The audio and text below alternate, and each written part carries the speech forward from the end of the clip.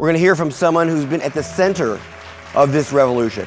Right? He's an author, speaker, provocateur, and a thought leader. Jonathan is one of these quite rare speakers whose talks on stage really are only a tiny, tiny fraction of his ability. Here to help us transform how we see the future. The greatest pleasure in introducing to stage Jonathan MacDonald.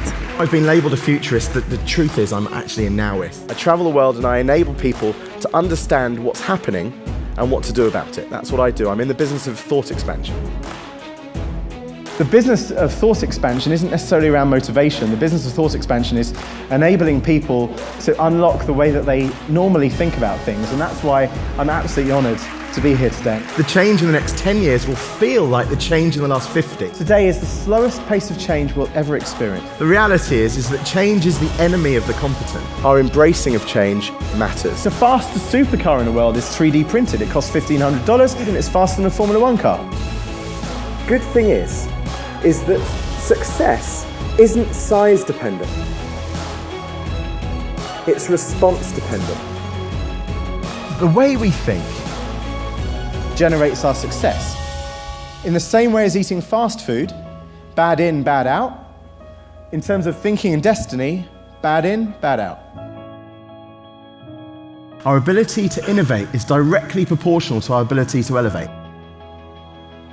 Harley-Davidson aren't in the business of motorcycles, they're in the business of freedom for middle-aged men like me.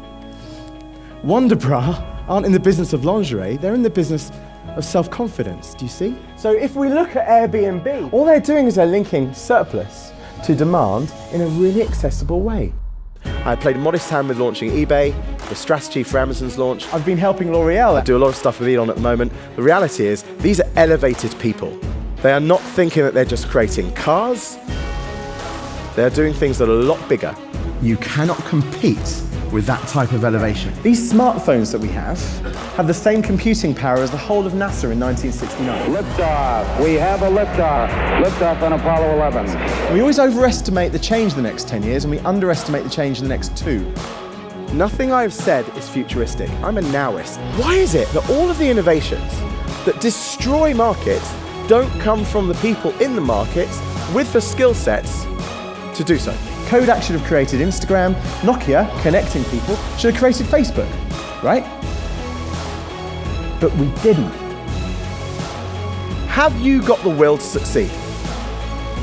Because, my friends, when the winds of change are blowing, some build a wall and others build a windmill.